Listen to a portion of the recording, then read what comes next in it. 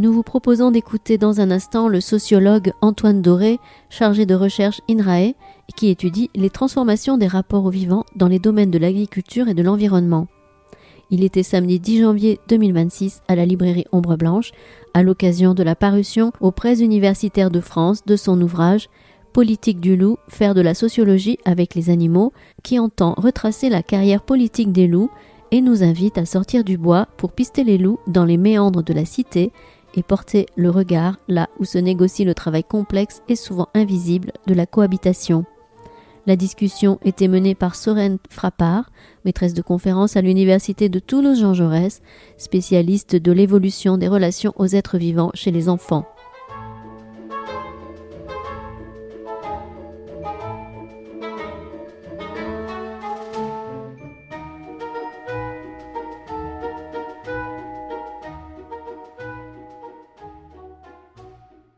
Bonjour à toutes et à tous, merci d'être présente aujourd'hui pour cette rencontre autour du livre d'Antoine Doré dont on est ravi d'accueillir aujourd'hui à la librairie Ombre Blanche. Donc autour du livre Politique du loup, faire de la sociologie avec des animaux. Je voudrais remercier Sorène Frappard qui a accepté notre invitation pour animer, pour discuter avec Antoine Doré. Je la laisserai présenter Antoine Doré juste après. Juste un mot sur Sorène. Sorène, elle est... alors j'ai pris des petites notes pour pas dire de bêtises, c'est bien comme ça. Maîtresse de conférence, c'est ça, hein, en psychologie du développement à l'université Toulouse-Jean Jaurès. Tu travailles en particulier sur, l'évolution du rapport aux êtres vivants chez les enfants, c'est ça ? On essaie en tout cas. Et tu fais aussi partie de l'atelier d'écologie politique avec qui on travaille évidemment régulièrement.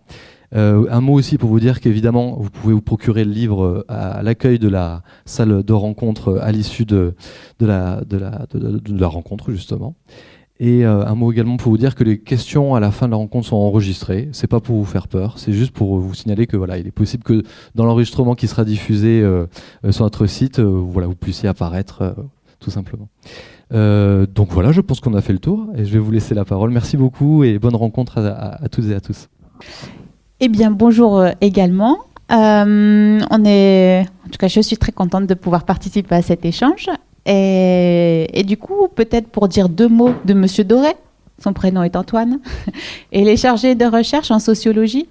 Du coup, c'est un ouvrage qui s'inscrit dans la discipline de la sociologie en imaginant un petit pas de côté, car comme Maxime vous l'a précisé, le sous-titre de cet ouvrage, c'est faire de la sociologie avec des animaux, ce qui implique peut-être des petits décalages par rapport à une sociologie classique, mais je laisserai Antoine pouvoir le développer. Et peut-être l'idée, c'était de vous donner quelques informations un peu générales sur l'ouvrage, et je m'étais donné cette petite mission qui fait suite du coup à la lecture que j'ai pu réaliser avec mon inscription qui n'est pas en sociologie mais plus en psychologie, donc une lecture un peu de l'extérieur.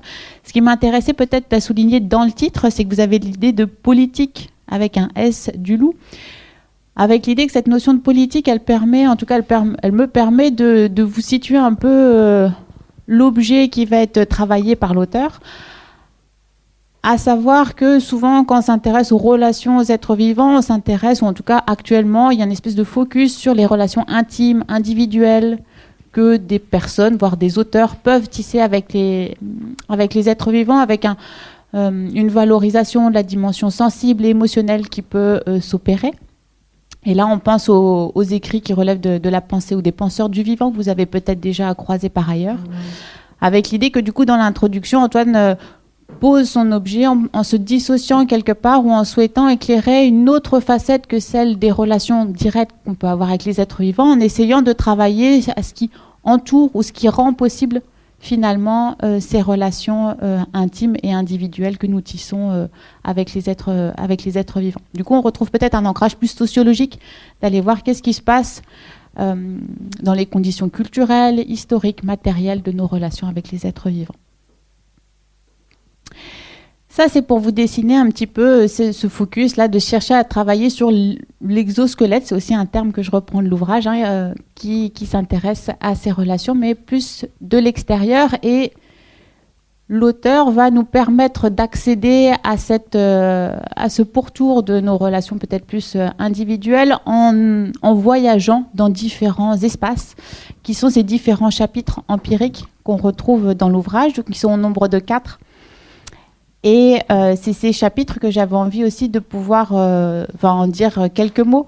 Le premier, il est plutôt historique et il vise à essayer de retracer l'histoire des récits ou des mythes qui peuvent nous permettre de comprendre la relation ou les relations au loup. Et on retrouve finalement des éléments de la vie sociétale.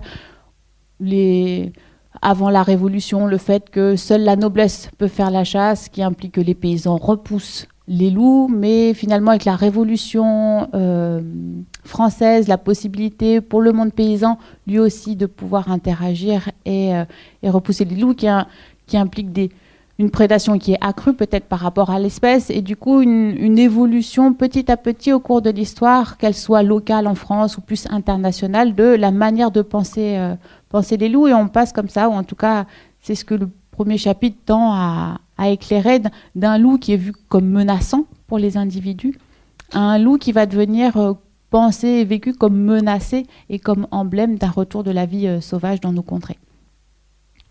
Et ce premier chapitre va nous permettre d'accéder au deuxième, qui vise à retracer une autre facette finalement de ce qui participe de nos relations aux vivants, ou en tout cas aux loups.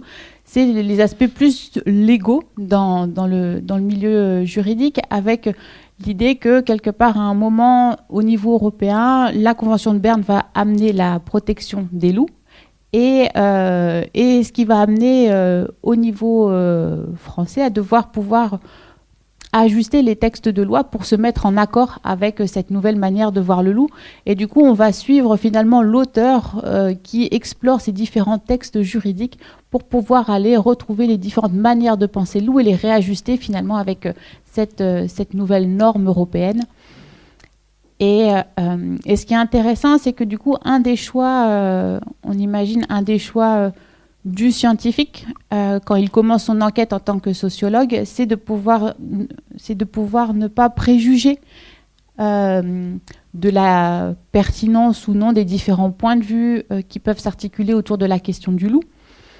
Et on retrouve du coup dans l'écriture, en tant que lecteur, une espèce de tension ou des tensions entre différents points de vue sur le loup qui génère finalement une appétence dans la lecture pour essayer de savoir mais qui sont ces différentes visions du loup qui apparaissent dans les textes au niveau légal, et du coup une vraie curiosité pour le lecteur à entrer dans ces méandres et ces conflits autour du loup qui sont rendus saillants, on pourrait dire, par un choix à la base qui est plutôt académique. Et ça, je trouvais ça intéressant, ce glissement entre un choix académique et puis un plaisir de lecture pour celui qui participe à la lecture. Ce renouveau, en tout cas le fait que le loup soit protégé à un moment dans la vie quotidienne, pourrait-on dire, implique aussi le fait que du coup le loup va venir perturber ou en tout cas participer de la vie quotidienne des gens, et on va se retrouver dans le 3e chapitre aux prises dans de nouveaux conflits, mais entre des défenseurs quelque part même si c'est peut-être un peu caricatural de le présenter comme ça, mais des défenseurs de la cause du retour du loup et du bien fondé de son retour dans les associations environnementales qui sont aux prises avec le monde agricole, notamment de l'élevage ovin, où le loup, participant de la vie quotidienne, impacte la vie des bergers et des éleveurs.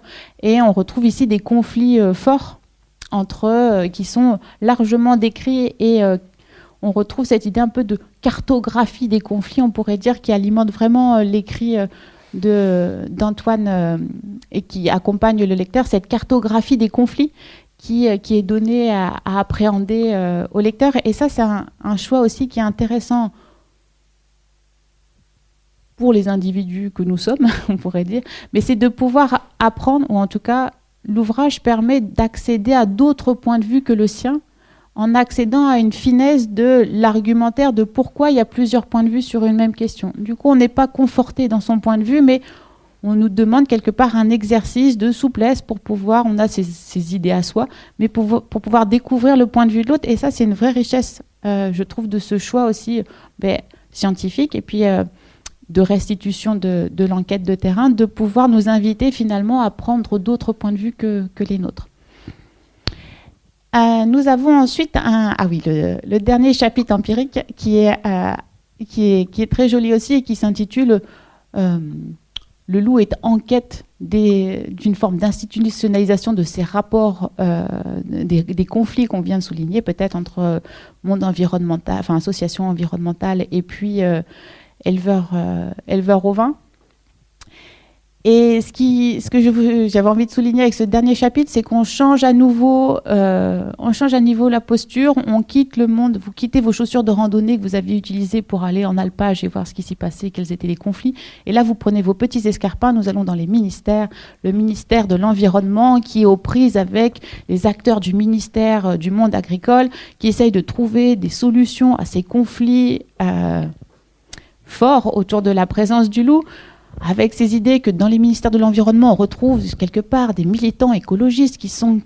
Du coup, vous avez tout un jeu en fait de personnages et de conflits, de retracer ces histoires au niveau français, au niveau européen, et on ira même faire des petits voyages dans le monde des laboratoires de chercheurs, notamment qui analysent l'ADN, puisqu'on va essayer de comptabiliser les loups à partir d'indices qu'on peut collecter sur eux, des poils, des crottes, et du coup, on change à nouveau d'environnement. Le dernier chapitre, et je laisserai Antoine après, je laisserai la parole, mais le dernier chapitre, de mon point de vue, est une sorte c'est un chapitre un peu plus théorique, ou en tout cas qui est un peu comme un prototype du loup, tel que pourrait le décrire, ou c'est peut-être le loup du point de vue des sociologues, ou du point de vue d'Antoine Doré, avec l'idée que peut-être le loup de l'éthologie n'est pas exactement le même que le loup du sociologue, et qu'ici on essaye de retracer comment définir, comment appréhender le loup à partir d'un ancrage en sociologie. Et peut-être que d'ici je peux du coup te passer la parole et peut-être que tu peux apporter des compléments et nous expliquer ce que c'est faire de la sociologie avec les animaux. Ok. Merci beaucoup pour ce résumé. Alors, du coup, bonjour à toutes et à tous. Je suis ravi d'ici de pouvoir parler de ce livre et du coup de rebondir sur ce résumé avec cette première question. C'est quoi faire de la sociologie avec des animaux? Et c'est le sous-titre du livre. Je crois que du coup, tu as pas mal parlé du titre. Je peux peut-être commencer par parler un peu du sous-titre et du projet, en fait.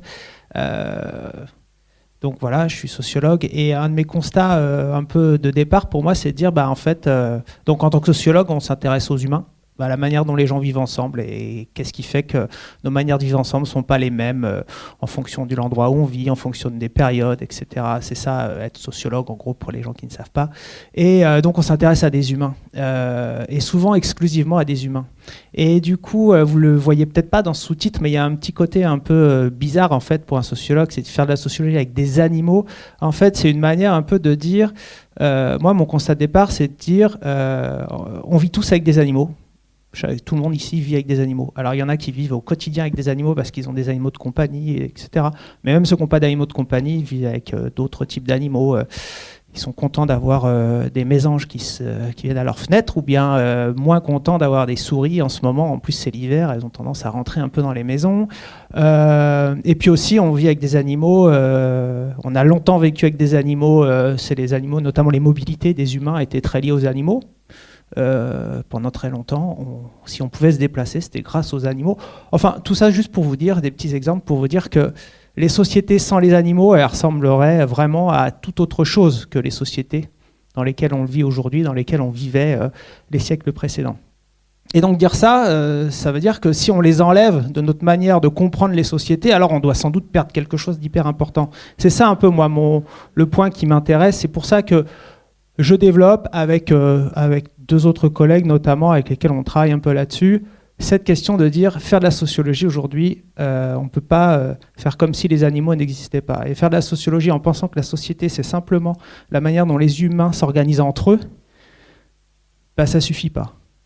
Et ensuite, on peut très bien dire aussi, faire de la sociologie, on peut considérer les animaux en sociologie. En fait, ça se fait depuis finalement assez longtemps, mais souvent sous une mode un peu particulière qui consiste à essayer de comprendre comment les sociétés, elles s'organisent, comment les humains s'organisent entre eux à propos des animaux.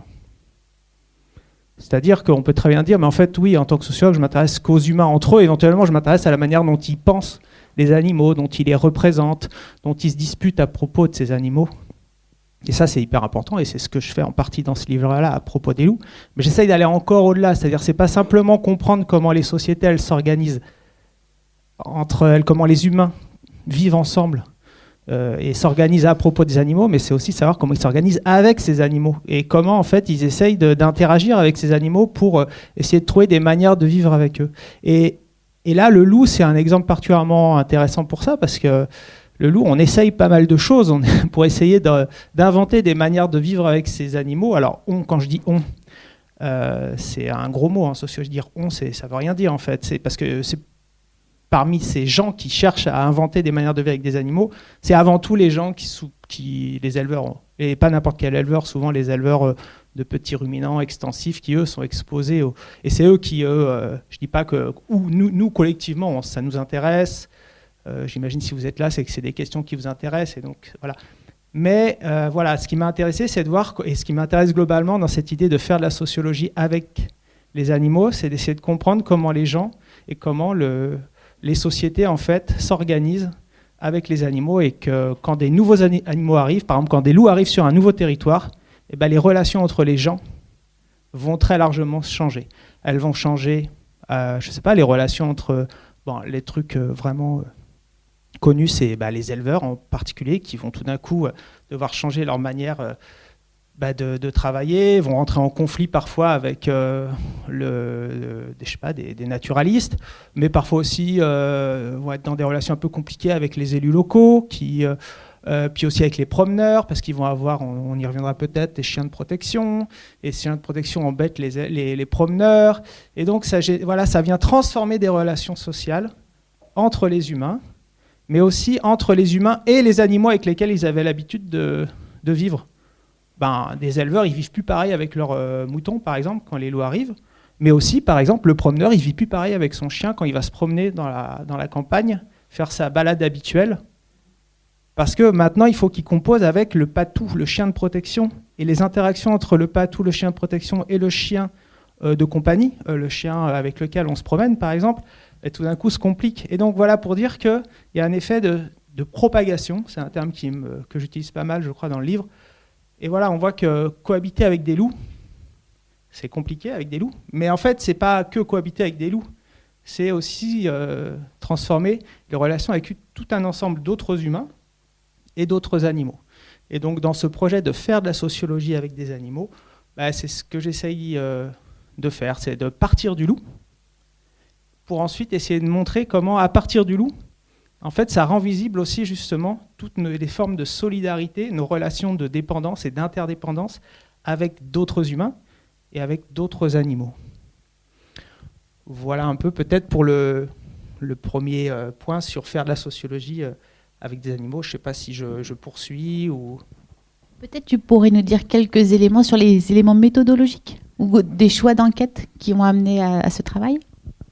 Alors, en termes de méthodologie, faire ce projet de recherche, cette manière d'enquêter, c'est donc prendre au sérieux ce que j'appelle le versant animal, de nos sociétés humaines.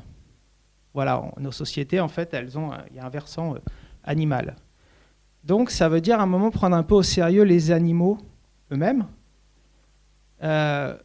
mais pas les prendre simplement comme on a l'habitude de le faire, c'est-à-dire plutôt sous forme de représentation sociale. En plus, le loup, là-dessus, c'est souvent assez caricatural, j'allais dire. Peut-être une petite anecdote, c'est que ça fait longtemps que je travaille sur ces sujets, et je travaille sur les animaux en tant que sociologue. Et moi, je viens plutôt du monde de l'écologie. J'ai une formation même du monde naturaliste. Et ensuite, je fais de l'écologie. Et après, j'ai finalement travaillé sur des insectes, sur des criquets pèlerins qui m'ont intéressé. Du coup, je me suis intéressé aux humains qui étaient embêtés par les criquets pèlerins. Et de fil en aiguille, juste pour vous dire que je viens plutôt de l'écologie. Et je suis arrivé, maintenant, je suis sociologue. Mais que ce qui m'intéressait au début, c'était plutôt les animaux. Mais pour vous dire que du coup, ce qui vraiment m'intéresse dans cette histoire, c'est ce versant animal. Comment prendre au sérieux la place des animaux dans cette histoire ? C'est pas seulement justement les prendre sous forme de représentation. Le loup, quand je commençais à travailler en tant que sociologue sur le loup, au début je disais je m'intéresse aux animaux. Alors là, les gens ils trouvent ça très bizarre. Un sociologue qui s'intéresse à des animaux, les gens un peu moins maintenant. Mais moi, ça va faire une quinzaine d'années, en fait, je travaille là-dessus. Et vraiment, c'était très bizarre pour beaucoup de gens. Un peu moins en philosophie, par exemple. Dans les sciences humaines et sociales, la philosophie, ça fait longtemps qu'elle s'intéresse à l'animal, sous la question du propre de l'homme, tout ça. Mais quand on était sociologue et qu'on disait qu'on s'intéressait aux animaux il y a 15 ans, et c'est encore un peu le cas, les gens trouvaient ça très bizarre. Par contre, quand je disais « Ah oui, mais je travaille sur les loups », alors là, il y avait une sorte de « Ah, mais je comprends ». Parce que derrière le loup, il y a une sorte d'évidence symbolique, et les gens disaient « Ah, mais oui ». Vous travaillez sur les symboles, les représentations sociales, notre rapport ancestral au loup, et les gens étaient tout de suite rassurés. Finalement, il y a cette idée de dire « Ah, ben je comprends en fait ». Alors que justement, tout l'enjeu, moi je trouve que ce que je cherche à faire en fait, c'est justement de ne pas tomber dans cette espèce d'évidence symbolique autour des loups, et de dire qu'on peut aussi, en tant que sociologue, s'intéresser au loup, mais au vrai loup, en chair et en os. Pas seulement à la dimension symbolique de cet animal. Alors après, la question, c'est comment on s'y prend pour prendre au sérieux ces animaux. Comme je l'ai dit tout à l'heure, la question, c'est pas tant de s'intéresser à la manière dont on fait société. Enfin, il y aurait 3 grandes manières pour un sociologue de s'intéresser aux animaux. Il y a les gens qui vont s'intéresser à comment faire une sociologie des animaux eux-mêmes. Et ça, en fait, il y a quelques chercheurs aujourd'hui qui, en tant que sociologues, cherchent finalement à appliquer les concepts de la sociologie aux sociétés animales, pour essayer de comprendre comment les sociétés animales, elles fonctionnent. Ça, c'est pas complètement nouveau. Ce qui est assez nouveau, c'est que ce soit des sociologues de formation de sociologues qui s'y intéressent. Mais l'éthologie, l'écologie des populations, c'est depuis très longtemps intéressé aux structures des sociétés animales. Comme je vous disais, moi, je viens de l'écologie, j'ai fait de l'écologie et je travaille sur la dynamique de population, et on s'intéresse aux interactions entre les individus pour comprendre comment les populations animales fonctionnent. Et ça, alors les loups, ça marche très bien. C'est justement un peu l'exemple, ça peut être un des exemples emblématiques de ça, des gens qui s'intéressent, qui font une sorte de sociologie des animaux. Voilà, vous savez très bien, le loup est un animal, comme beaucoup, un animal social, avec justement une meute qui est assez structurée. Alors justement, il y a aussi beaucoup de controverses là-dessus, où disons qu'on en est un peu revenu sur ces histoires il y aurait le mâle alpha, le couple alpha qui est le seul couple à se reproduire, etc. Donc voilà, ça c'est pas mon projet. Je cherche pas à faire une sociologie des animaux. Voilà. Deuxième autre manière de faire de la sociologie, c'est ce que je vous disais tout à l'heure, c'est faire une sociologie à propos des animaux, par les animaux. Et donc là, on retrouve quand même en sciences sociales des ethnologues notamment au début, ou ce qu'on appelait des folkloristes au début, qui travaillaient beaucoup sur les mythes, sur les légendes, sur les expressions, la toponymie, sur plein de choses comme ça, et qui s'intéressent aussi aux animaux, mais plutôt justement comme souvent des sortes de révélateurs plutôt passifs de la manière dont les sociétés fonctionnent. Mais dans ces histoires, souvent, les animaux, ils ne sont pas actifs. Ils sont, comme je disais, assez passifs. Ou alors, ils sont résorbés à des sortes de figures assez symboliques, assez abstraites. Et donc ça, moi, ça ne me satisfaisait pas trop. C'est pas ça. C'est pas le type de... Je ne fais pas une sociologie par les animaux non plus. Faire une sociologie avec les animaux, c'est ce que je vous disais tout à l'heure, c'est essayer de comprendre comment, quand des animaux arrivent, comment ça transforme le rapport des gens à ces animaux, le rapport des gens entre eux, le rapport des gens à d'autres animaux, le rapport des gens à leur monde, à leur milieu de vie en général. Et ça, une manière en fait, alors je ne vais pas vous donner une boîte à outils, il n'y a pas de boîte à outils, mais juste pour vous dire que sur le plan méthodologique, ça consiste en quoi ? Ça consiste à mettre vraiment l'accent, à enquêter, ce qu'on dit, faire des enquêtes au ras du sol, c'est-à-dire aller comprendre sur le terrain qu'est-ce qui se passe concrètement, et de vraiment se contenter faire une sociologie des expériences. Quelles sont les expériences vécues des gens ? comment, quand les gens arrivent, quand je vais sur le terrain, je ne demande pas aux gens de me parler du loup. Je ne leur demande pas de me dire racontez-moi le loup, qu'est-ce que vous en pensez? Ça ne m'intéresse pas. Pas en première instance, en tout cas.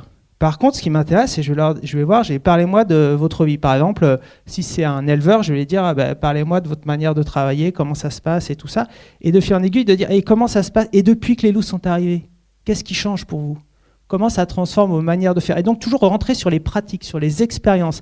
Et donc là, c'est une manière de faire compter les loups, non pas comme un être, comme un écologue le ferait ou comme un éthologue le ferait, mais de comprendre que les loups, ils entrent dans des expériences concrètes de gens.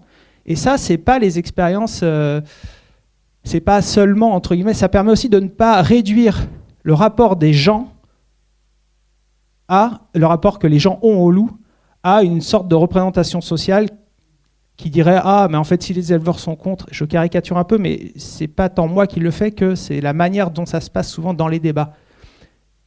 Les acteurs vont souvent utiliser les représentations sociales autour des loups pour discréditer l'adversaire. Regardez un peu ce qui se passe dans les débats ou la manière dont c'est présenté souvent publiquement.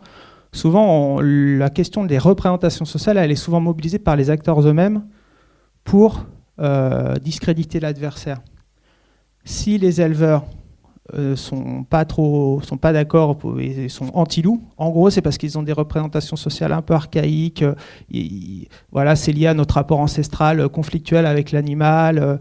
Et donc, du coup, il suffit de leur expliquer.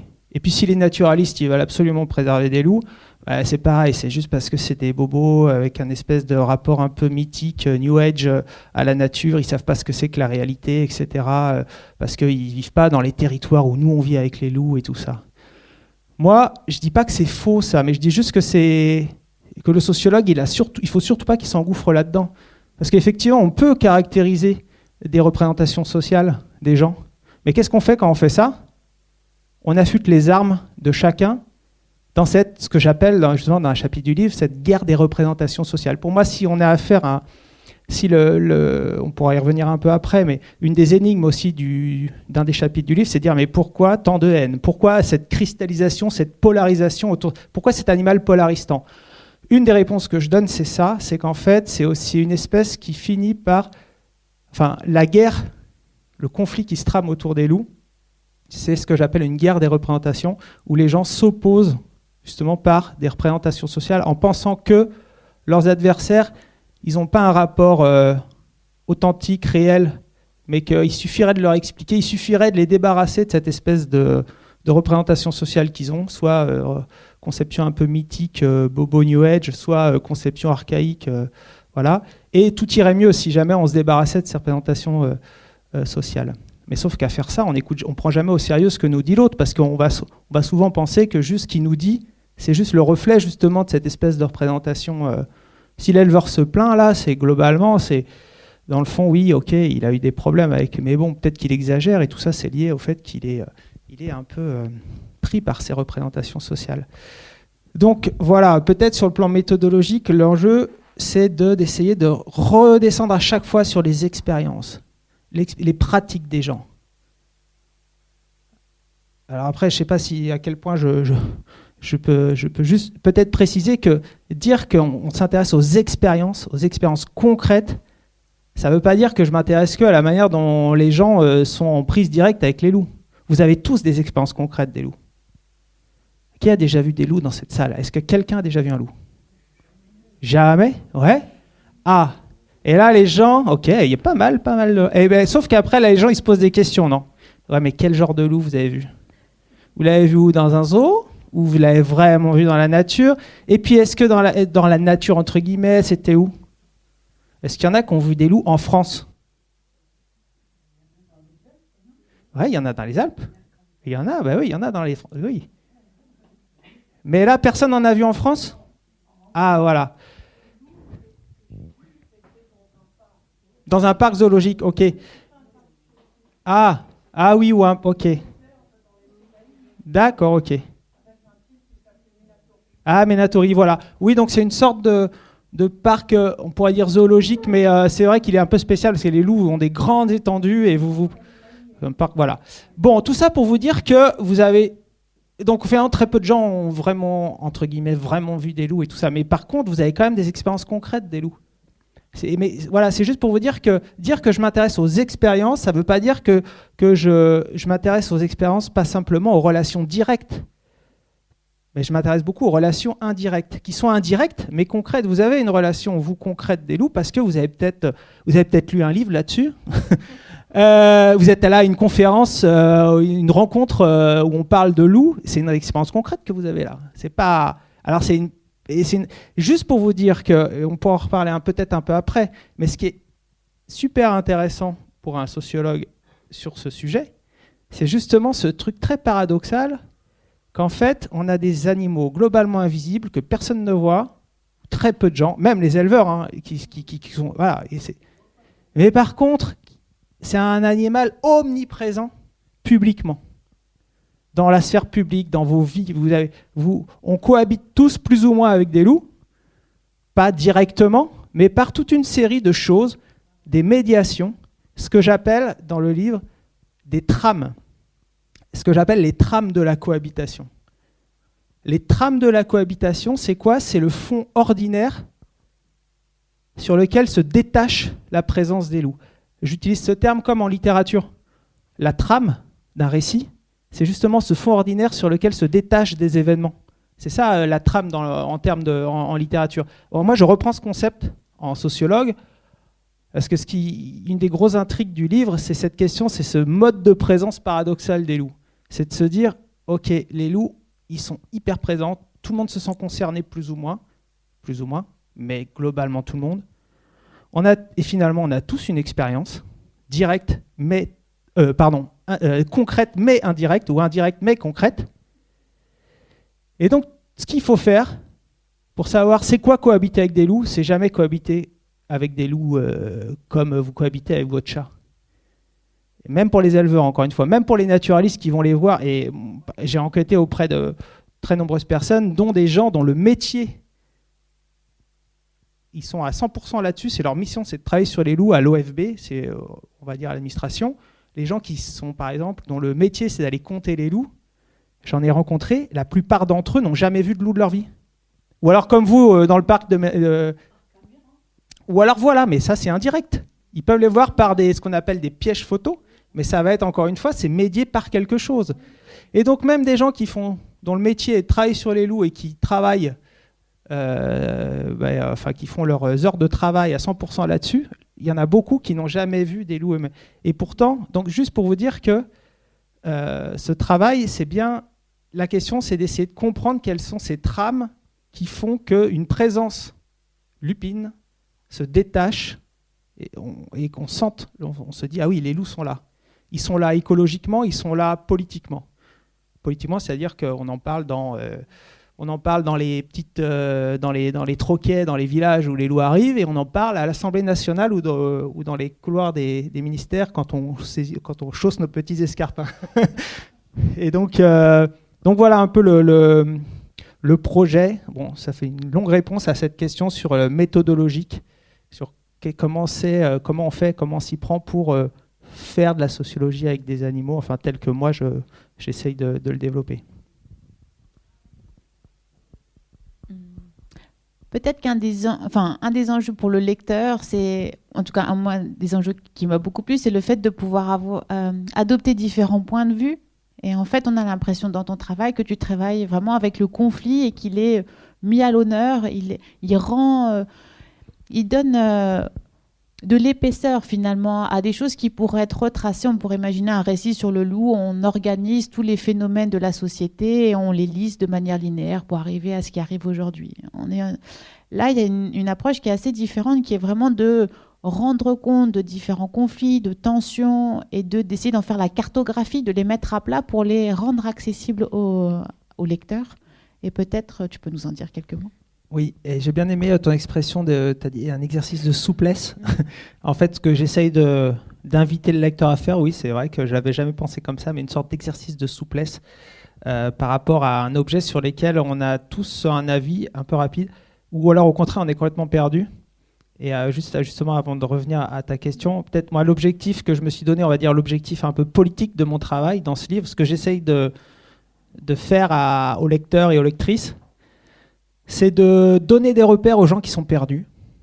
Parce que c'est très complexe, cette question de loup. Et il y a des gens qui sont perdus, ils se disent « mais je ne sais pas quoi en penser, tout ça est très compliqué. » Voilà. Donc là, l'idée, c'est de donner des repères avec cette idée, par exemple, de cartographie dont tu as parlé. Mais c'est aussi apporter des nuances aux gens un peu trop vite convaincus. Et donc, et on est très nombreux, enfin je dis on, parce que je veux dire, moi sur d'autres sujets, je suis comme vous, là sur le loup peut-être pas, parce que c'est mon boulot, mais il y a plein de sujets sur lesquels, comme ça, assez polarisés, sur lesquels on aime se faire un avis assez rapide, et de se dire, ah mais moi je suis convaincu et tout ça.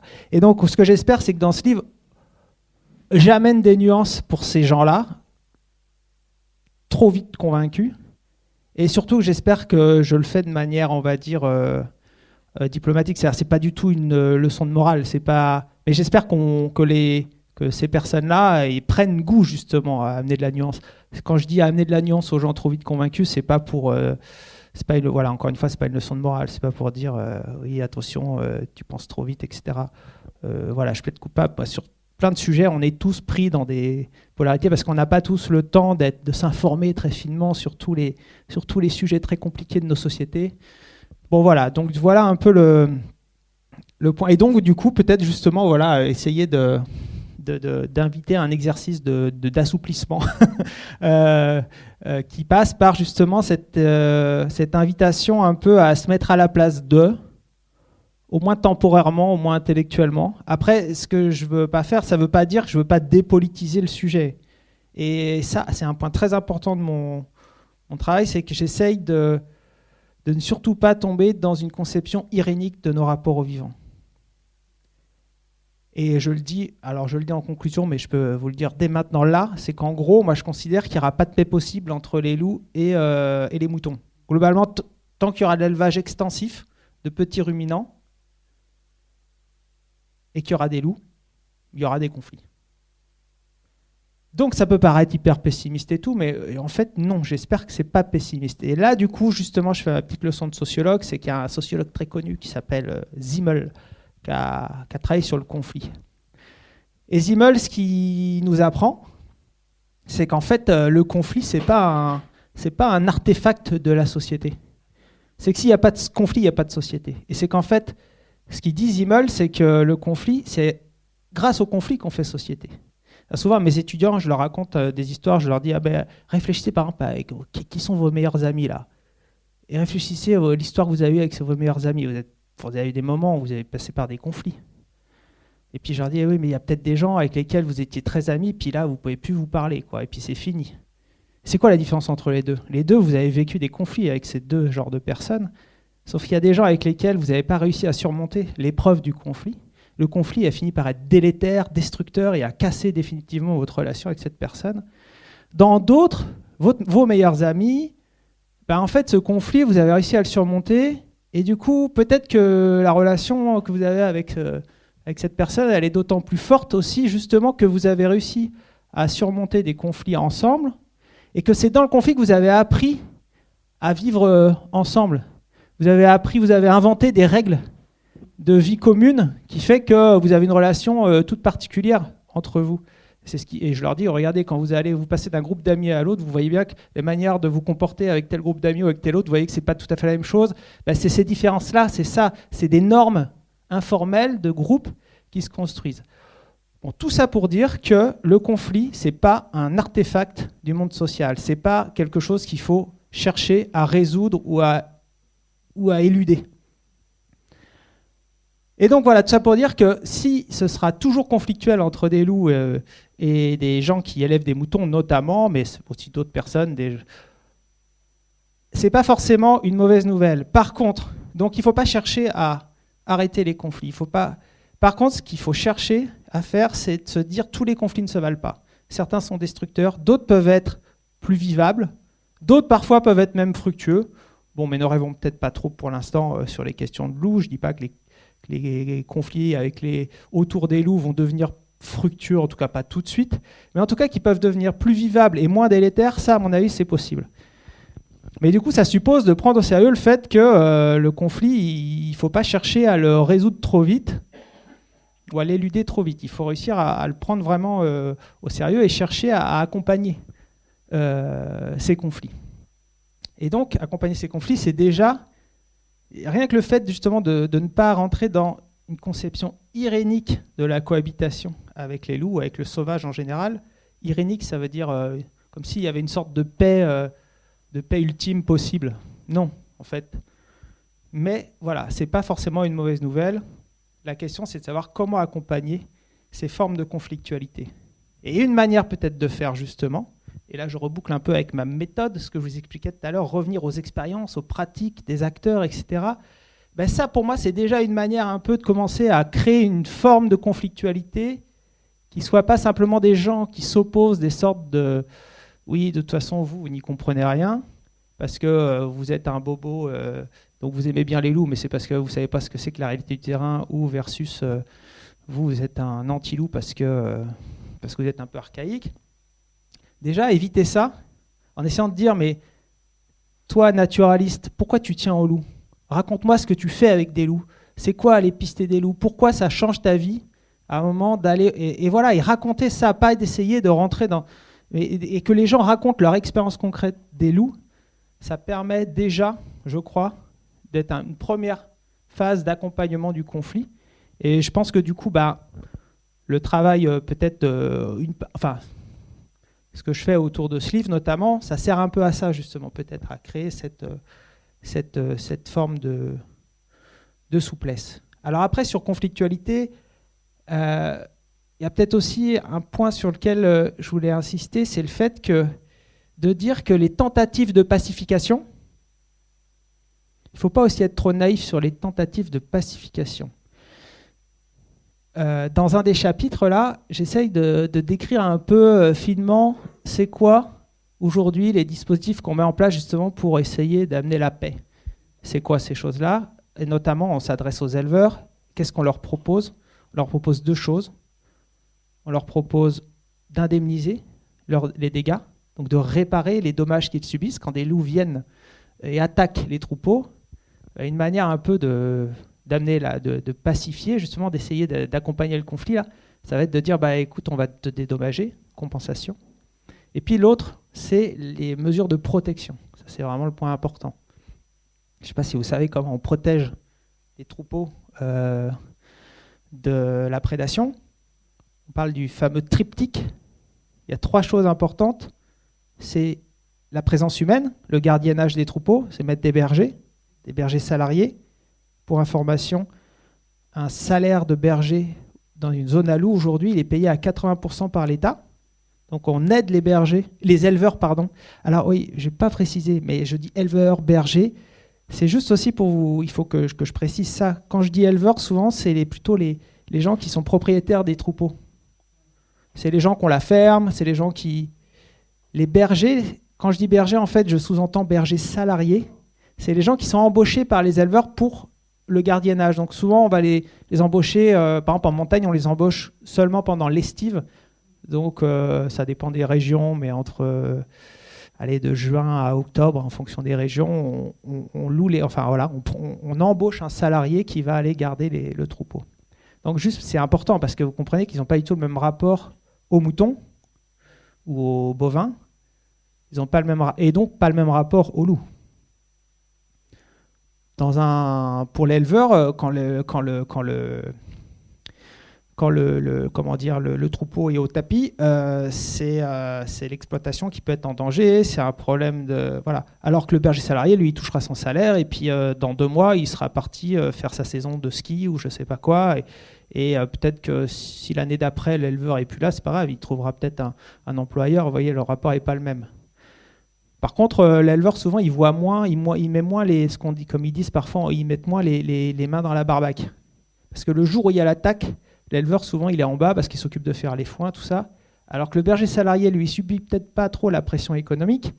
Mais lui, par contre, en termes de choc émotionnel, de se lever le matin, de se retrouver face à des brebis égorgées, parfois pas complètement mortes, de devoir les euthanasier. Enfin, lui, du coup, il subit... voilà. Donc, juste pour vous contraster les expériences, encore une fois, je reviens à la question des expériences. Qu'est-ce qui fait qu'on a une différence de rapport au loup, même quand on est éleveur ou quand on est berger salarié? ça se joue à ce genre de différence. Vous comprenez qu'on n'a pas le même rapport dans ces cas-là. Donc le triptyque, je fais des longues digressions, je suis désolé. On a commencé par le gardien de troupeau. Après, c'est les parcs de regroupement, où on regroupe les brebis la nuit notamment. Et puis le troisième terme hyper important, on l'a déjà évoqué, c'est le chien de protection. On parle souvent du patou, mais il n'y a pas que les patous, il y a aussi les kangals, il y a les matins, il y a différents chiens de protection. Et donc c'est ce triptyque qu'on met en place et qui est efficace. Ça c'est important.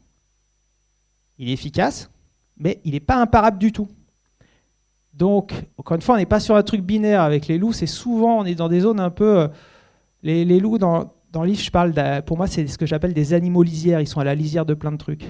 Voilà, on est à la lisière de l'efficacité, efficace, non efficace, il y a des débats. En fait, ça marche, mais ce n'est pas imparable. Mais juste pour vous dire que, et je vais reprendre juste l'exemple du patou, pour vous dire que c'est bien une approche de pacification, ça permet normalement de rendre plus vivable la cohabitation avec les loups. Sauf que si on prend simplement juste l'exemple du patou, mais ça marche pour les deux autres, du triptyque, et ça marche pour l'indemnisation, en fait, ça n'annule pas les conflits, ça les déporte. Parce que quand vous avez un patou, vous avez peut-être beaucoup moins de problèmes avec le loup, mais comme je disais tout à l'heure, vous avez des problèmes parfois avec les randonneurs. On a des éleveurs qui se retrouvent en procès. Juste pour vous donner un exemple, pour vous donner un ordre de grandeur, dans les 9 départements alpins, en 2021, parce qu'en fait les données, elles n'existent plus, il y a un réseau qui s'est mis en place pour essayer d'inventorier les problèmes d'interaction entre les promeneurs et les chiens de protection. Dans les 9 départements alpins, je crois que c'était 130 accidents ou incidents en 2021, dont 86 sérieux, et avec, après aussi, j'ai plus les chiffres en termes de recours juridiques derrière, mais souvent les gens qui se font mordre, en fait, quand ils arrivent à l'hôpital ou chez le médecin ou les pompiers leur disent allez d'abord porter plainte à la gendarmerie pour des raisons d'assurance. Donc on a plein d'éleveurs ou de propriétaires de chiens de protection qui se retrouvent en fait en procès. Alors ça va rarement au procès, en fait la plupart du temps il y a des recours à l'amiable, etc. Mais ça arrive en fait qu'il y ait des éleveurs qui se retrouvent avec un procès et qui se retrouvent avec ils sont pénalisés pour ces raisons. Donc juste pour vous dire que ça va juste transformer. Souvent en fait penser le conflit, c'est aussi essayer d'être un peu fin en termes d'analyse aussi, de penser que le conflit c'est pas quelque chose qui se résout ou pas, mais c'est d'abord souvent quelque chose qui se déplace. Et ce qu'il faut essayer de savoir à chaque fois, c'est ok, on arrive à gérer certaines choses, à réguler des interactions, mais à chaque fois, il faut se poser la question qui paye les coûts de cette régulation. Et de voir qu'en fait, le conflit, et encore une fois, c'est pas pour essayer d'être le rabat-joie de service qui dit regardez, vous dites que ça marche, mais en fait, c'est le bazar derrière tout ça. Non, c'est juste, pour moi, c'est ça, faire de la diplomatie, et c'est justement une manière de prendre au sérieux la manière dont les gens, que ce soit nos adversaires politiques ou nos alliés politiques, de savoir comment, parce que je ne sais pas si vous êtes plutôt adversaire ou allié politique, par exemple, des bergers sur ce sujet-là, mais en tout cas, être lucide sur le fait qu'il ne faut pas faire croire que les choses sont résolues trop vite sur ces sujets-là. On a vraiment des choses assez complexes. Bon, voilà.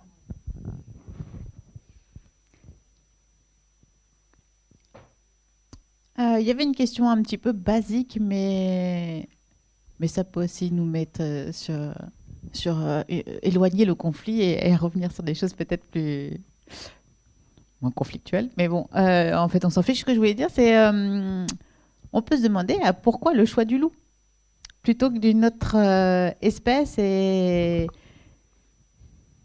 voilà. Ok. Moi, en fait, ce que je cherchais à faire, c'est essayer de comprendre comment... en fait, mon projet, c'est essayer de comprendre ce que j'appelle le travail politique de la cohabitation avec les vivants, et en particulier les vivants sauvages. C'est ça mon point d'entrée. Alors, pourquoi les loups ? C'est un point d'entrée particulièrement intéressant. Eh bien, c'est vraiment... déjà, c'est un peu le symbole du sauvage le plus authentique dans nos sociétés modernes, en France. Et à ce côté-là, un peu, c'est quand même l'espèce symbole un peu du sauvage le plus authentique. Mais c'est aussi le symbole de la politique la plus turbulente. Quand vous dites politique associée à un animal ou conflit, ou voilà, les gens, spontanément, dans nos régions, en France, mais en Europe en général, globalement, et dans les sociétés modernes, aussi Amérique du Nord, etc., il y a un peu ce truc qui est... En gros, pour moi, là, j'avais, pour cette raison déjà, on a ici le fait que c'est vraiment l'animal comme ça, a priori, qui semble le plus évident pour essayer d'explorer justement nos rapports politiques aux sauvages, et puis aussi nos manières d'organiser la politique avec le vivant et le sauvage. Alors, c'est aussi parce que les loups, en fait, ils attirent aussi beaucoup l'attention des humains. Depuis longtemps. Voire depuis toujours. Si on regarde, depuis qu'on est humain, Homo sapiens interagit avec des loups depuis le début. Depuis le début, ils se retrouvent à convoiter les mêmes proies, parfois à manger sur les mêmes carcasses, parce que des humains viennent des fois manger, des Homo sapiens viennent manger sur les carcasses égorgées par les loups, ou réciproquement, les loups viennent manger sur les dépouilles des animaux tués par les chasseurs Homo sapiens. Donc vraiment, depuis tout le temps. Et puis après, vous avez une histoire assez intéressante. J'en parle pas énormément, mais j'en parle un peu dans le livre, parce que c'est aussi intéressant, c'est que donc d'abord, c'était l'interaction entre deux types de chasseurs. L'Homo sapiens était chasseur, le loup chasseur. Ils convoitent les mêmes proies. Puis après, au néolithique, il y a eu la domestication, il y a une dizaine de milliers d'années, ovins, bovins. Et là, du coup, la relation s'est un peu transformée. Il y a eu des relations aussi, du coup, conflictuelles, parce que les loups venaient dans des troupeaux domestiques, les premières domestications. Et puis aussi... En fait, avant la domestication des animaux de ferme, notamment des ovins et des bovins, on a domestiqué le loup, justement. Et donc, on voit que c'est devenu aussi le meilleur ami de l'homme, en fait, d'une certaine manière, le loup, à ce moment-là. Bon, tout ça pour dire qu'en gros, c'est un animal qui attire beaucoup l'attention des humains, encore aujourd'hui, mais depuis tout le temps. Et puis aussi, ce qui m'intéresse beaucoup, c'est que c'est aussi l'animal qui attire les embrouilles. Et les embrouilles, au fin fond des petits villages de campagne et jusqu'au plus haut sommet de l'État. Et ça, c'est aussi super intéressant pour un sociologue comme moi qui s'intéresse à la question politique. Et du coup, quand on cherche rapport politique au sauvage, là, pour moi, il y avait vraiment ce truc vraiment assez évident de s'intéresser à ces animaux et d'essayer de comprendre quels sont nos rapports collectifs aux sauvages, comment ils s'organisent, comment ils se négocient. Voilà, le loup était pour moi vraiment une espèce intéressante pour ça. Peut-être une autre manière de répondre, une autre raison, il y en a plein d'autres sans doute, mais c'est aussi avec les loups, il y a cet effet un peu domino dont je vous ai parlé plusieurs fois, de dire que ce qui est intéressant, c'est qu'avec quand se joue la cohabitation, quand on se dispute à propos des loups et de nos rapports aux loups, en fait, on se dispute aussi à propos de plein d'autres animaux, à propos de quels sont nos rapports avec nos chiens. Est-ce que le promeneur, il ferait bien de gérer sa relation à son chien un peu différemment, parce que c'est pas possible de faire comme ça aujourd'hui. Mais aussi le chien, on a dit le chien, mais c'est les chiens de chasse. Alors, dans ce livre, c'est quand même centré sur la France, mais il y a plein d'incursions dans plein d'autres zones du globe, une longue incursion aux États-Unis. Il est aussi question, par exemple, justement, des pays du Nord, scandinaves, où là, en fait, les questions de coexistence avec la prédation, elles sont très fortement tendues, avec notamment les chasseurs, plus qu'avec les éleveurs. Et notamment, pourquoi avec les chasseurs ? Parce qu'en fait, les loups sont des tueurs de chiens de chasse, et que notamment en Suède, ils ont des chiens de chasse et des méthodes de chasse particulières avec des chiens qui ont une valeur inestimable à la fois affective mais aussi économique, etc. Et en fait, il y a un nombre de chiens qui se font prédater par des loups très important, et que c'est presque ça le point central des conflits en Scandinavie. Autre que la zone où ils élèvent les rennes, là où c'est un peu différent, mais toute la zone où ils n'élèvent pas de rennes, c'est très lié à ça. Donc voilà, tout ça pour dire que se disputer à propos des loups, c'est toujours se disputer à propos de plein d'autres animaux. Et donc faire de la sociologie avec des animaux, c'est le projet dont je vous ai parlé au début, et le loup, il est vachement bien pour ça, parce que... Voilà. Et puis aussi, peut-être qu'il y a aussi le fait que derrière ça, ça permet d'intéresser des gens comme vous à des choses. Moi, je me suis beaucoup intéressé à plein d'autres espèces. Je vais parler de criquets tout à l'heure. Bon, moi j'adore, mais voilà. Je me suis pas mal intéressé aux blaireaux. Les blaireaux, c'est des espèces super intéressantes. Vous vivez tous plus ou moins avec des blaireaux. J'en ai vu un il n'y a pas très longtemps là, près de chez moi, à Pompertusa. Enfin, il y en a presque en zone périurbaine. Bon, mais personne s'y intéresse vraiment. Pourtant, il y a des choses intéressantes sur les relations entre le blaireau et les bovins, notamment, parce qu'il y a des enjeux autour. Il serait peut-être potentiellement... il pourrait transmettre des maladies, mais il y a des controverses là-dessus. Enfin, il y a des choses assez intéressantes. Mais tout ça pour dire qu'avec les loups, il y a aussi cette idée de dire j'adresse mon projet de faire de la sociologie avec des animaux, pas simplement à mes collègues sociologues. Et quoique mes collègues sociologues, vaut mieux leur parler de loups que de blaireaux pour les intéresser aux animaux, parce que c'est pas les premiers à être convaincus qu'il faut s'intéresser aux animaux. Donc déjà, voilà. Il y a aussi le fait que j'ai envie de présenter ce travail à des naturalistes, donc des gens professionnels ou amateurs, des gens qui aiment aller observer la biodiversité, etc. Et moi, avec faire de la sociologie avec des animaux, l'idée c'est de leur dire, c'est ce que je mets dans la 4e de couverture, je leur dis il faut sortir du bois et continuer à pister les animaux, mais en fait les loups ils laissent des traces partout, pas que dans la neige. Après ils laissent des traces, comme on l'a dit, dans le droit, ils laissent des traces dans les ministères. Et en fait, faire de la politique, politiser cette question, c'est ça. C'est pas rentrer dans des grands débats cristallisés complètement justement délétères. Non, c'est d'essayer de faire de la politique. Si vous, en tant que naturaliste, vous pouvez aussi continuer ce travail politique, c'est juste une continuité de ce que vous faites. Voilà. Et puis c'est aussi une manière aussi, parce que je ne m'adresse pas que à des passionnés de nature ou des passionnés du fonctionnement des sociétés humaines, c'est aussi une adresse à des citoyens pour essayer de dire qu'est-ce que ça veut dire se ressaisir un peu de ces questions, de les mettre en politique, et comment en tant que citoyen on peut contribuer à ça. Et je pense que c'est plus facile, là, encore une fois, avec des loups qu'avec des criquets. Du coup, ça permet c'est un vecteur efficace. Enfin, plus efficace que d'autres animaux. Très bien, merci pour toutes ces réponses. Peut-être qu'on peut prolonger la discussion en ouvrant aux citoyens que vous êtes, du coup, l'espace de questions. Et je suis arrivée 5 minutes en retard, donc peut-être que vous en avez parlé quand je n'étais pas là. Je n'ai pas parlé de tout. Mais nous, étant proches des Pyrénées, on est plus sensibilisés à l'ours. Bon, à la cohabitation avec l'ours, ça c'est une première question. Donc vous avez choisi le loup, mais c'est vrai que dès la petite enfance, le grand méchant loup, bon, ça vient de loin quand même, mais c'est ancré dans les mémoires. Bon, et deuxième question, bon, c'est pas si loin, hein, on a vécu les périodes Covid où on était chez soi, et on a vu la nature reprendre ses droits avec des animaux dits sauvages, hein, comme le loup, il y en avait d'autres, il y avait des ours, il y avait des cerfs, il y avait des sangliers, enfin bon. On a vu ces animaux dans les rues des villes. Voilà. Donc, ça interpelle quand même. On se dit, là, il y a un problème qui n'a pas été soulevé, quoi. Ok. Voilà.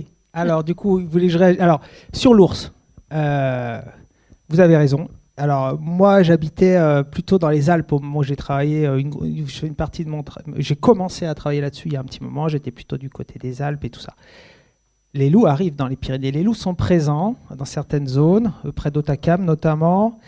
Ils approchent, ils sont plus ou moins présents. L'Ariège. Alors, j'ai plus en tête les dernières. Parce qu'en fait, ça veut dire quoi ? Est-ce que les loups sont présents ou pas ? C'est déjà une question très compliquée. Parce qu'en fait, dire s'il y a des loups ou pas, est-ce qu'il y a des loups qui passent ? Dans ce cas-là, toute la France globalement est concernée. Ou est-ce qu'il y a des loups qui se reproduisent, qui sont implantés en tant que meute? Ça, c'est différent. Et ça, du coup, les Pyrénées, pour l'instant, je crois qu'il y a une première reproduction qui a été avérée là, très récemment. Mais jusqu'à très récemment, c'était encore des animaux. Les Pyrénées n'étaient pas concernés. Mais tout ça pour dire que les deux animaux, ces deux prédateurs, leur aire de répartition va se chevaucher très prochainement. Et donc, du coup, ça, c'est plus presque ça. Alors, j'ai pas, moi, fait ce travail de comparaison. Je me suis intéressé à d'autres prédateurs dans d'autres travaux. Je travaille sur les lynx, notamment dans le Jura, et un petit peu récemment sur les ours.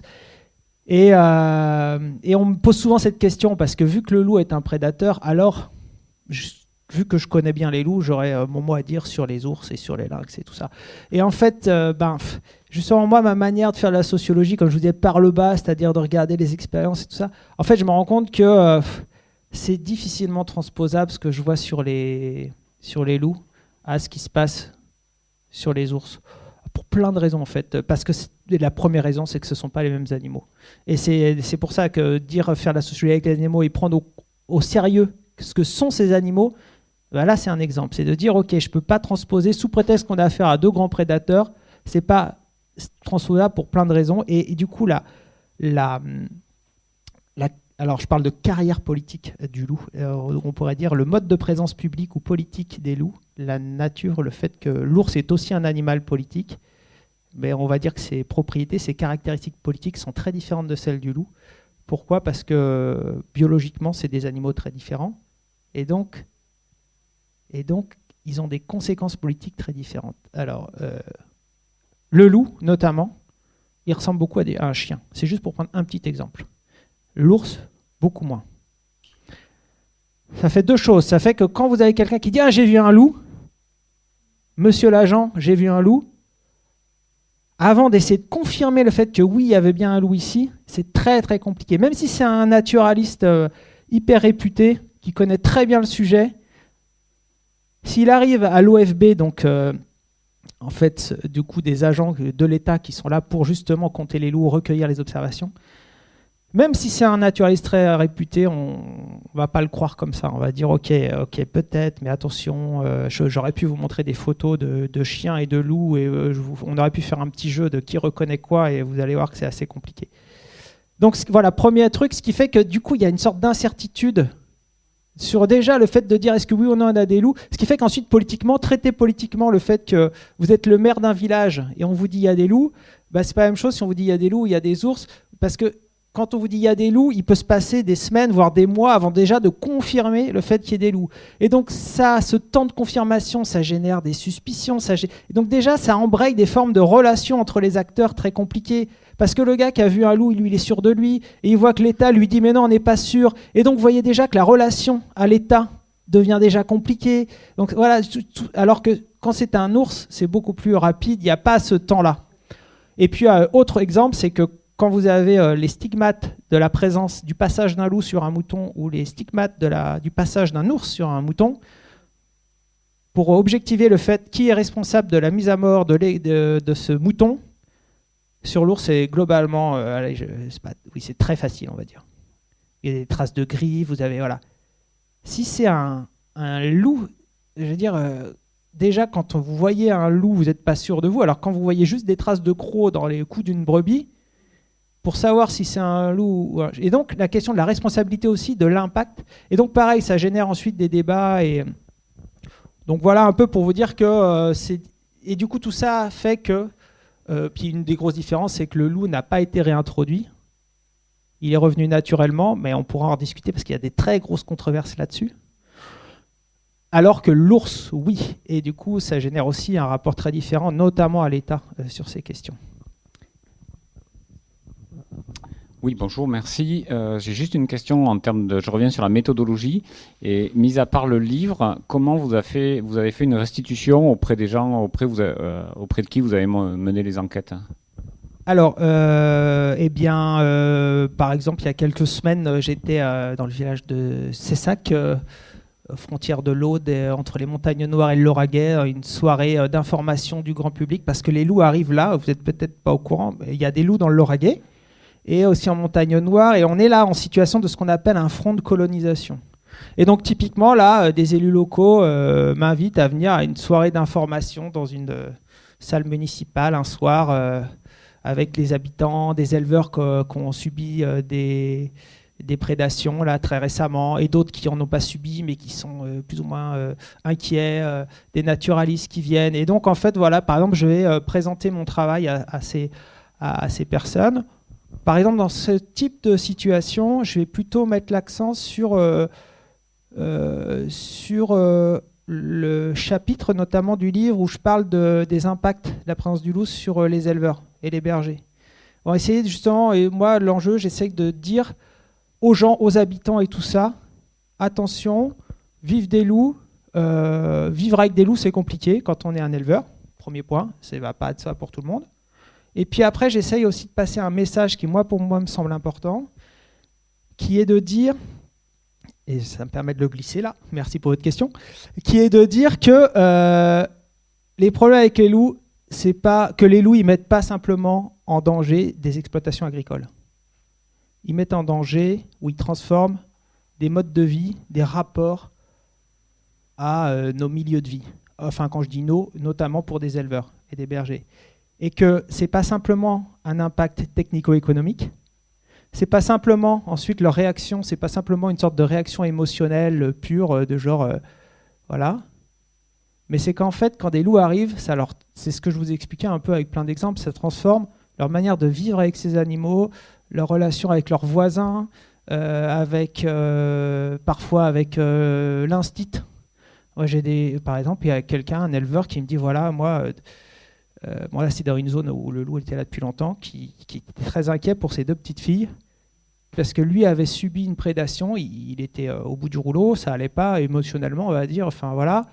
Et en fait, il voit qu'il me dit, alors j'ai plus la verbatim comme ça, mais je crois que je la cite dans le livre, et il dit, oui, mais mes filles, je crois qu'elles gardent ça pour elles n'osent pas en parler à l'école, parce que sinon on leur dit, oui, le loup, c'est bien, etc.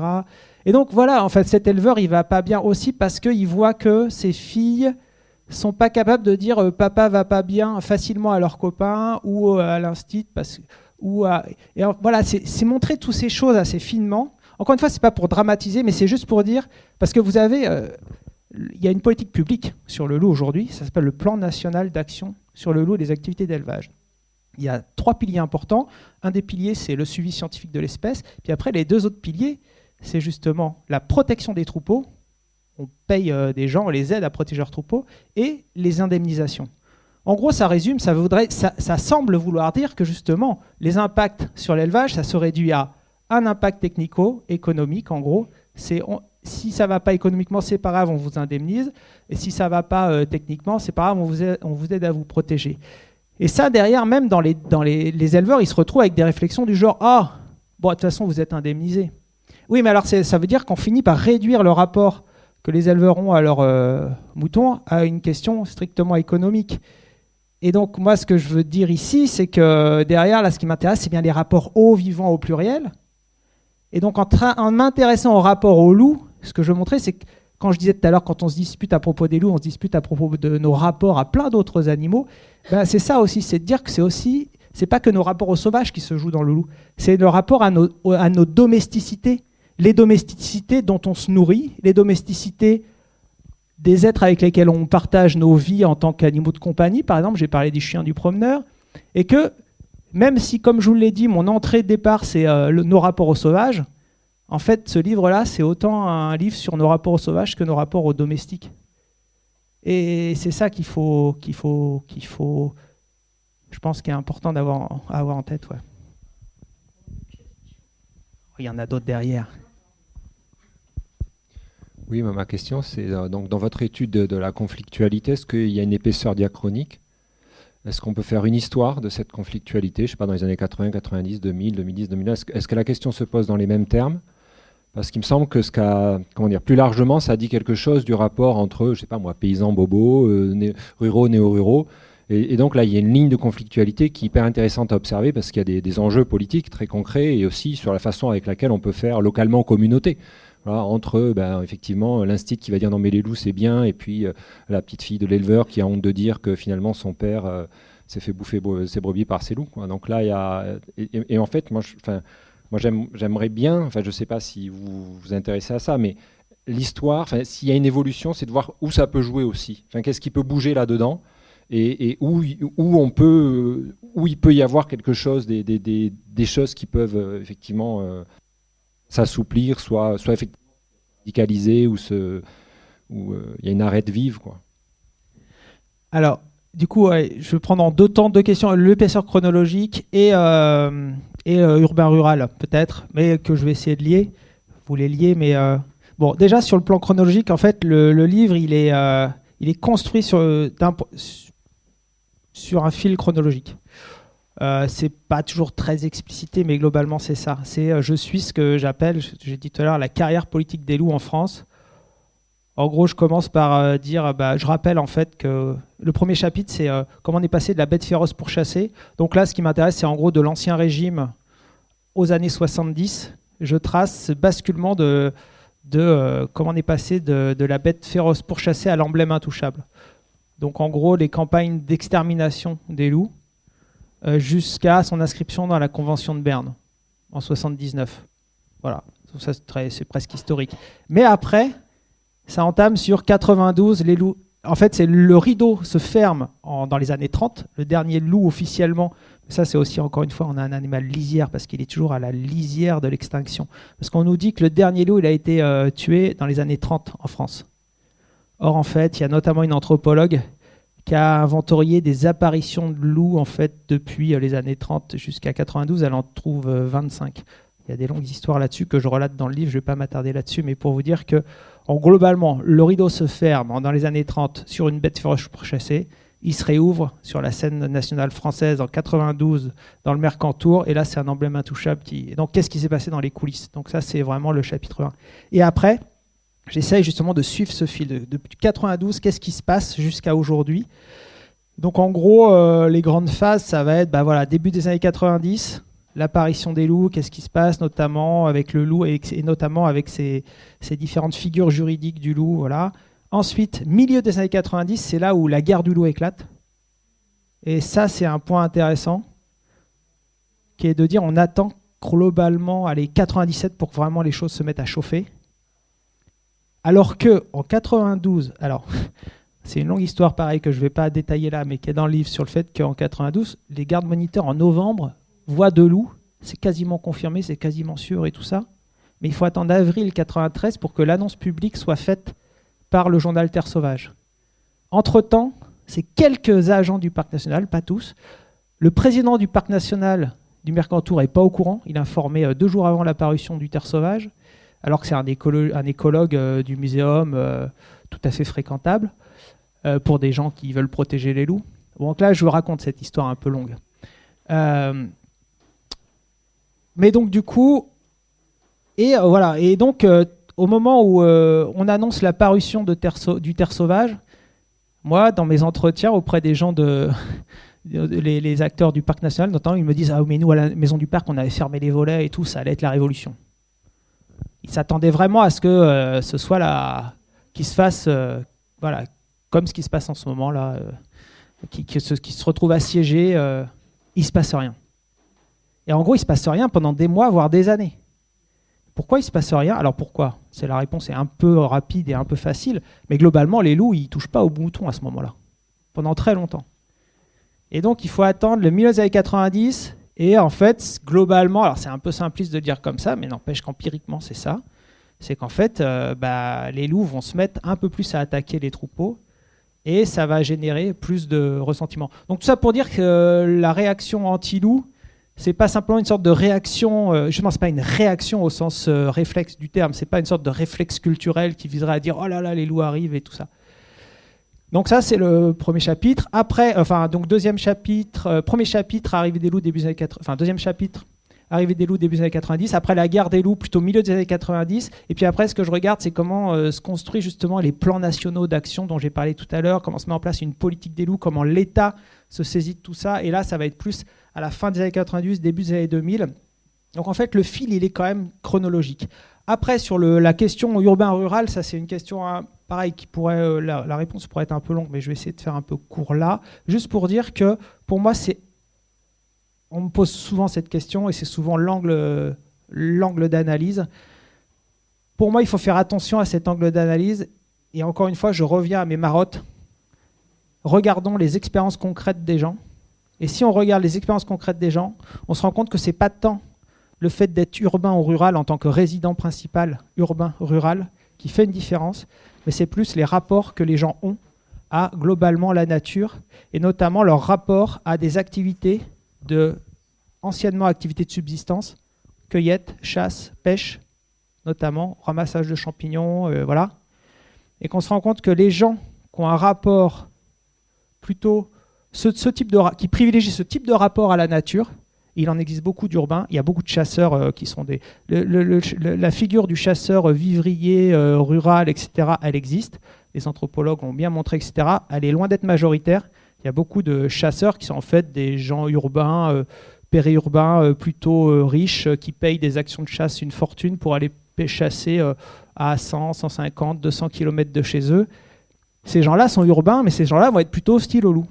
Tout ça pour dire que en fait, ce n'est pas tant la frontière urbain-rural qui joue que les gens comment se structurent un rapport à la nature chez ces personnes. Et dans les milieux ruraux, il y a beaucoup de gens qui sont très favorables aux loups. Sauf qu'on les entend beaucoup moins. Parce qu'après, c'est ça, c'est qu'est-ce qu'on rend visible. Dans les milieux urbains, les gens qui sont plutôt défavorables aux loups, donc ces gens qui peuvent être chasseurs à côté, ramasseurs de champignons ou pêcheurs, ça c'est statistique, hein, c'est pas pour dire que tous les chasseurs sont comme ça, ou tous les pêcheurs. Et ben en fait, ils vont pas trop au troquet du coin, au centre-ville de Toulouse, ils vont pas trop fanfaronner à dire oui, le loup c'est une horreur, etc. Même s'ils le pensent. Pareil, la personne qui est plutôt favorable au loup en milieu rural, il y en a beaucoup. Mais pareil, ils vont pas fanfaronner au troquet du coin à dire ouais, il faut protéger les loups. Donc c'est ça la différence, c'est quelles sont les idéologies, les opinions qui sont exprimables en milieu urbain ou en milieu rural. Ça, il y a des différences fortes. Par contre, la distribution de ces opinions, indépendamment de leur expression, là, elle est beaucoup plus compliquée. Et autre point, peut-être pour finir, c'est qu'aussi dans les milieux où il y a des loups, il y a beaucoup de gens finalement qui n'ont pas grand-chose à faire. Et ça, il faut le dire aussi. Ou en tout cas qui sont un peu intéressés, mais de loin. Mais juste pour mémoire quand même, ça les sociologues du rural le montrent, on a l'image de la ruralité liée à l'agriculture. Ça, c'est une aberration statistique. C'est les ouvriers, les classes pas dominantes, les classes majoritaires. Les agriculteurs sont minoritaires statistiquement en nombre de personnes. Par contre, symboliquement, ils sont très, très forts, très présents, etc. Bonjour. Merci pour votre travail. Moi, la question que je me pose, c'est à partir de vos travaux, qu'est-ce que vous auriez à dire sur le fait que notre relation au loup pourrait être le symptôme de notre relation au vivant ? Alors, de notre relation au vivant, alors moi je suis un peu sceptique. J'aime bien avoir, mais moi c'est un défaut professionnel, j'aime bien avoir de la diversité. Je disais tout à l'heure, oui, vous me parlez des ours, oui, mais c'est pas pareil. Et donc j'ai du mal à réduire.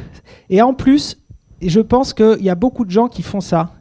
Il y a notamment un éditorialiste du Monde assez connu qui a un de ses articles, là, c'était il y a presque un an maintenant, qui dit, alors je l'ai plus exactement en tête, mais qui dit si on n'arrive pas à s'en sortir avec les loups, alors on n'arrivera jamais avec la biodiversité. Ça, moi, je trouve ça, mais sur le plan... Enfin, je comprends, ça paraît assez simple à dire, et il y a pas mal de gens qui vont le dire. Mais moi, je trouve que c'est... pour le coup, c'est vraiment... c'est vraiment hyper risqué. Parce que du coup, comment vous créez de la désillusion politique ? Pour des gens qui s'intéressent à la biodiversité, je vous parlais de blaireaux tout à l'heure, je vous parlais de criquets, etc.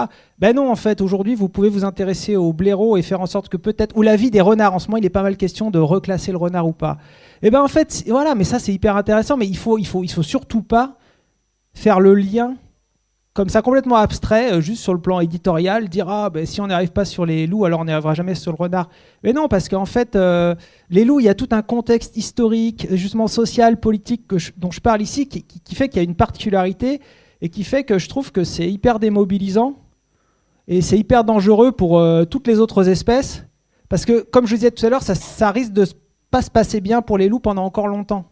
Enfin, autour des loups, pendant encore longtemps. Mais c'est pas pour ça qu'il n'y a pas des endroits sur lesquels ça marche assez bien, quoi, en termes de politique de conservation de la nature. Donc ça, c'est le premier point de réponse. Et deuxième réponse, là, c'est plutôt une réponse, on va dire, sur le plan historique. Ce que je montre, c'est qu'aussi, on a souvent fait le lien entre, en gros, nos rapports aux sauvages, ils sont corrélés à nos rapports aux loups. Quand le loup était considéré comme féroce et hostile, la nature et le sauvage étaient considérés comme, pareil, hostiles. La nature sauvage, ça a été longtemps hostile. Hein. C'est assez récent le fait que le sauvage se soit valorisé. Et puis voilà, quand le loup est devenu merveilleux, attirant, etc., la nature est devenue aussi attirante et merveilleuse, et le sauvage aussi. Parce que sauvage, souvenez-vous le terme sauvage. Hein. Nous, on pense sauvage aujourd'hui assez vite comme quelque chose de bien, mais sauvage, ça peut être une insulte ou quelque chose au contraire. Enfin, pendant longtemps, c'était pas quelque chose de très glorieux de qualifier quelque chose de sauvage.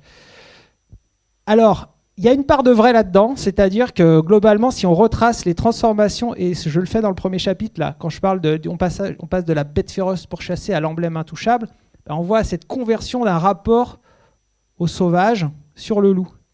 Mais ce que je montre aussi, et ce que j'ai découvert sur le plan historique, c'est que c'est quand même réducteur de penser qu'il y aurait une stricte corrélation entre une transformation de nos rapports au sauvage égale transformation de nos rapports au loup.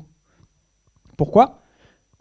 Parce que pendant très longtemps, aux États-Unis notamment, en Amérique du Nord, jusque dans les années 20, 30, même en Europe, on allait exterminer les loups pour des raisons écologiques. Et ce sont les protecteurs des loups, parmi eux un que vous connaissez peut-être, Aldo Leopold, qui est un des pères fondateurs de l'éthique environnementale, qui est un des grands naturalistes américains du début du XXe. En fait, Aldo Leopold, il s'est illustré pendant des années comme étant un des organisateurs des campagnes d'extermination des loups et des grands prédateurs en général. Pourquoi ? Parce que les loups étaient accusés de porter atteinte aux populations d'ongulés sauvages. Or, la nature sauvage, à l'époque, l'emblème de nature, c'était l'ongulé. Ongulés sauvages, c'est des mouflons, des grands, le wapiti, les cerfs, etc. C'est ça. Et à cette époque, on mettait en place des aires protégées, le parc du Yellowstone, ou les Abruzzes en Italie. Au début, le directeur du parc des Abruzzes en Italie a été aussi l'organisateur de campagnes d'extermination du loup. Dans une zone protégée, c'était considéré comme aujourd'hui, on va aller dans des réserves naturelles, on régule certaines espèces parce qu'on considère qu'elles portent atteinte aux espèces qui sont considérées être une politique de conservation. Je sais pas, moi j'ai travaillé dans des réserves naturelles, je me souviens très bien, je travaillais dans la réserve naturelle de Séné dans le Morbihan, et en fait, des gardes tiraient sur les corneilles à certaines périodes parce qu'elles venaient manger les œufs des échasses blanches, de l'avocette, enfin d'espèces qui étaient... Voilà. Donc je veux dire, juste pour vous dire que c'est pas complètement exceptionnel, hein, le fait d'aller détruire des espèces dans des espaces protégés, ça existe, ça continue de se faire. Mais voilà, là à l'époque, c'était pas les corneilles qu'on allait tirer, c'était des loups.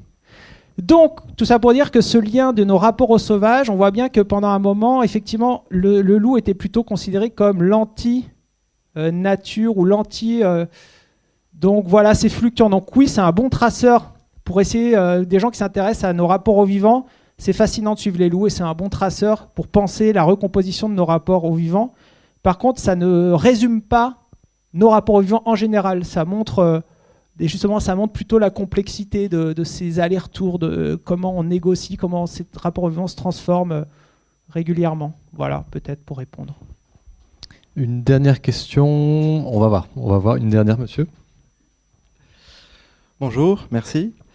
J'ai plein de questions, mais j'ai droit qu'à une dernière. Donc, vous avez dit, lorsqu'on vit après un conflit, c'est qu'on a appris, qu'on a mis en place des sortes de règles de vie communes qui permettent du coup de vivre après ce conflit. Est-ce qu'en France, on a déjà des lieux où vous avez pu constater cet apprentissage de règles de vie communes? Et est-ce qu'on peut voir des variations régionales? Et si oui, est-ce qu'on peut voir des éléments explicatifs dans ces variations régionales qui sont soit liés au système socio-économique, par exemple plutôt troupeau de grands ruminants, petits ruminants, plutôt production de fromage où on rentre la nuit et pas la nuit, ou peut-être facteur culturel. Je pense encore une fois aux Pyrénées, à l'ours, ou en Ariège, où on a pu se revendiquer de la guerre des demoiselles pour s'opposer à l'État, ce genre de choses, pour marquer son opposition à l'ours. Voilà. Allez, gros dossier là, parce que là il y a beaucoup de questions, mais du coup une manière d'y répondre, de manière un peu synthétique. Est-ce qu'il y a des lieux où ça prend cette conflictualité en fait? Parce qu'en fait, ça marche pas toujours. Hein. Quand j'ai dit qu'il y a des endroits, des moments où on invente des manières de vivre ensemble dans le conflit et ces manières de sortir, ou en tout cas de vivre le conflit qui fait... Bon, mais ça marche pas toujours. Et sur les loups, malheureusement, globalement, on reste quand même sur des débats assez cristallisés, assez polarisés et pas toujours très fructueux. Et voilà. Après, il existe des expériences où s'inventent justement ce genre de choses. Elles sont intéressantes à regarder. Notamment, je ne sais pas, vous avez peut-être entendu parler des associations de protection des grands prédateurs qui mettent en place des programmes pour faire en sorte que des bénévoles se proposent pour aller soutenir les éleveurs en estive, en alpage. Ça, en fait, et moi j'en ai rencontré, pas beaucoup, mais j'en ai rencontré où ça marche bien. J'ai vu, voilà. Mais en fait, par contre, donc ça c'est le côté bouteille pleine. Mais le côté bouteille vide, c'est ce dont je me rends compte aussi, c'est qu'en fait, les capacités de généralisation de ce genre d'expérience, je suis assez pessimiste là-dessus, parce qu'en fait, à chaque fois que ça marche, c'est toujours dans des contextes très très particuliers, sociologiquement parlant ou techniquement parlant, qui fait que de là à ce que cette expérience puisse vraiment faire effet boule de neige aujourd'hui dans les mondes de l'élevage, je suis un peu sceptique, juste pour dire qu'en gros, ça marche, mais chez certains éleveurs assez particuliers.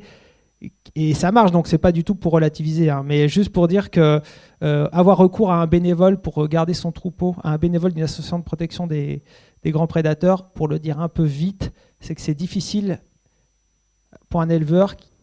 Déjà, peu d'éleveurs sont convaincus. Ensuite, c'est difficile symboliquement pour un éleveur. Ça veut dire qu'à un moment, on considère que, vous savez, l'éleveur, l'agriculteur en général, il est considéré comme étant maître de son, même si c'est complètement faux, mais il est censé être un peu, c'est un peu l'entrepreneur, c'est quoi leur expression, ça me revient pas, mais maître chez lui, etc. Donc à un moment, le rapport à l'assistance est un peu compliqué, alors qu'en plus ça vient d'une association de protection des grands prédateurs, ça existe, il y en a qui acceptent ça, mais symboliquement c'est très compliqué. Et même ceux qui l'accepteraient, symboliquement, personnellement, il y en a beaucoup qui n'y ont pas recours parce qu'ils ont peur aussi du regard du voisin. Parce que quand on est agriculteur, on est tout seul, on est chef d'une exploitation, on est tout seul ou en GAEC avec 2-3 collègues. Mais en fait, on est aussi inséré dans un réseau, dans un monde professionnel où se tissent des relations avec des collègues et le regard de l'autre compte beaucoup. Et d'ailleurs, une étude a montré en Allemagne aussi que les probabilités pour que des éleveurs mettent en place certains moyens de protection étaient largement décuplées quand le voisin le faisait. Il y a cet effet de... Il suffit... Voilà. Mais ce côté boule de neige, il a du mal à prendre sur ce type d'initiative dont je vous ai parlé. Mais c'est pour vous dire que là s'inventent aussi des rapports un peu de... Et où on voit que les conflictualités peuvent être fructueuses. Après, pour dire que les différences géographiques, etc., en fait, c'est pas... Il y en a, effectivement. Le gros truc, c'est en gros les aires de présence historique versus les fronts de colonisation. Là, c'est vraiment vue d'avion. Ce serait la première différence très forte. Et après, effectivement, c'est important à chaque fois, et c'est là où pour moi il faut faire une casuistique. Il faut toujours regarder au cas par cas. Et c'est pour ça que pour moi, c'est très difficile de penser l'anticipation sur ces questions. Il y a souvent les gens qui disent « Oh, mais ça va faire 20 ans qu'il est en Savoie, il suffit de voir comment ils font là-bas, puis on va faire pareil dans le Limousin. » Mais en fait, ça ne marche jamais. Cette question de l'anticipation par mimétisme, moi, j'y crois pas du tout. Par contre, cette capacité d'anticiper, le truc qu'il faut anticiper, c'est justement anticiper le fait que c'est imprévisible et qu'on aura des surprises et qu'il faudra de toute façon réinventer, réadapter à son territoire ce qui se passe. Même si mon territoire il a la même configuration, on va dire technique. Ah, ils ont des ovins là-bas, moi j'ai des ovins. Ah, on va faire la même chose. Il y aura toujours un truc qui fait que non, il y a une singularité qui fait. Voir le loup même sera différent. Parce que les loups sont pas tous les mêmes. Les loups ont pas tous la même. Même à l'échelle d'une meute parfois. Là, en ce moment, ils ont réussi à marquer 2 individus par collier GPS en Haute-Savoie. C'est assez exceptionnel. Il y a une très longue histoire derrière tout ça. C'est-à-dire qu'ils ont capturé des loups et qu'ils ont lâché. Vous imaginez. Et bon. Et c'est intéressant parce que c'est les 2 d'une même meute et il y en a un des individus qui va pas mal tourner autour des troupeaux, l'autre mais pas du tout. L'idée de sa chasse en meute, c'est pas vrai du tout. En fait, chacun vit sa petite vie. Et surtout, et donc là on voit que 2 individus, et donc à l'échelle nationale, c'est ça aussi prendre les animaux au sérieux, c'est de se dire ok, on peut pas dire, et à la fin du livre, là je fais politique du loup au singulier, mais en fait ce que je dis à la fin c'est que si on reste au singulier, alors c'est la catégorie loup au singulier, c'est apolitique. Si on veut penser les politiques du loup, il faut penser qu'aussi que les loups sont eux-mêmes différents et que justement, on ne va pas transposer ce qui se passe aux États-Unis à ce qui se passe en France, ce qui se passe en Espagne à ce qui se passe en Roumanie. Je vous ai parlé des loups scandinaves qui aiment bien manger des chiens de chasse. En France, il y en a un peu, mais pas tant que ça. Donc tout ça crée des différences. Donc bon, ça fait une réponse peut-être un peu... on pourrait un peu raffiner, mais... J'aurais tendance à répondre comme ça dans le temps imparti. Merci beaucoup pour cette rencontre et ces questions très intéressantes. Vous pouvez applaudir évidemment Antoine Doré. C'était Antoine Doré, auteur de Politique du loup, faire de la sociologie avec les animaux, publié au PUF, lors de sa venue à la librairie Ombre Blanche, samedi 10 janvier 2026. Antoine Doré est aussi l'auteur en 2023, avec Fabien Carré et Jérôme Michalon, de Sociologie de la cause animale aux éditions La Découverte. Rencontre réalisée et mise en onde par Radio Radio avec Radio Radio Plus et Radio Terre.